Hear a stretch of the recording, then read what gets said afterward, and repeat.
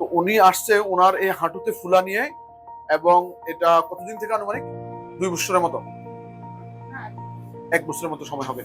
তো উনি এটা বললো যে এটা আমরা আমাদের মেশিন দিয়ে স্ক্যান করে দেখলাম, মেশিন সামনের দিকে যেটা দেখলাম এখানে স্ক্যান করে, এবং এটা হচ্ছে যে এরকম ফুলে আছে, এবং এগুলা কিন্তু একদম লিকুইড না, এটা হচ্ছে যে সাইনোভিয়াল থিকেনিং হয়ে গেছে, এটা ক্রনিক ইনফ্লামেশনের জন্য হয়েছে। এই যে এখানে দেখা যাচ্ছে এটা, এবং এটা আমরা হাঁটুর পিছনে দেখলাম, এই এই যে দেখছি,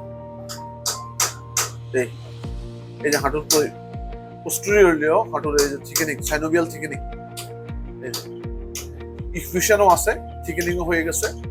এবং উনি পাশাপাশি আমাদেরকে বলছে, এখানে একটু দেখাও, এখানে আসুন, উনি বলছে যে ওনার এই জয়েন্ট, অ্যাঙ্কেল জয়েন্টটাও ফুলে আছে, এবং হিলেও ওনার পেইন আছে।